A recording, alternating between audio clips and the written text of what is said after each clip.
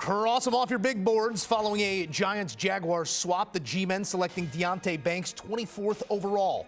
The Maryland corner headed to the Rotten Apple, a physical type at the point of attack. Banks opened some eyes with some gaudy combine numbers, a skill set the Giants were not ready to let pass up. Back in studio with the guys, but first, a word with the great and powerful Prisco joining us from the big board. Pete, the grades are rolling in, as are the picks. The Giants here electing to go corner. How do you like the match?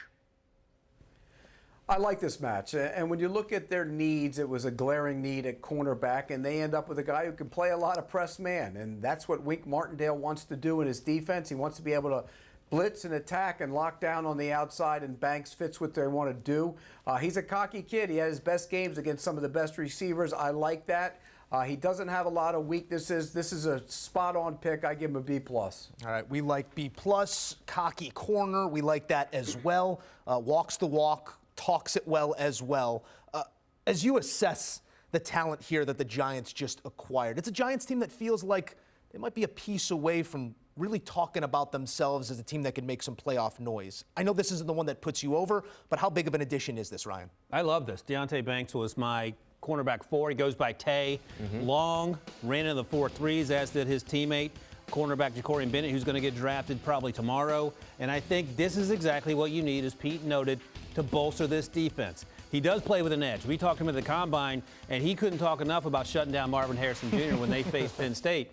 And, Ohio State. If you can shut down Marvin Harrison Jr., who might be a top 5 pick next year, B-Mac, you're well on your way to shutting down NFL wide receivers weekly. Yeah, outside of Adoree Jackson, who missed some time last year for the Giants, we saw inconsistent play at the cornerback position. And I oftentimes revert to what teams see in their division, right?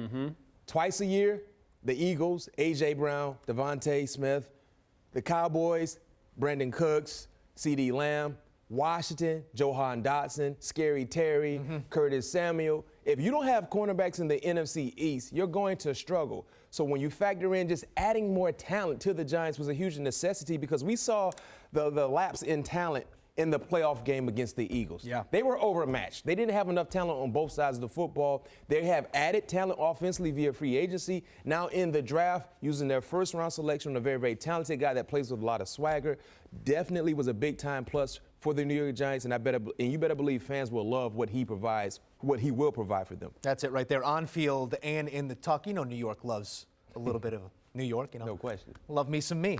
Banks does as well, and he is headed to the Giants. Here's a look at defensive backs drafted by the Giants in the first round. This, the first since 2019, Baker's selection at 30th overall. Then you go back to Eli Apple, Prince Amukamara at 19th overall. Banks now going to lock down the outside for the G-men.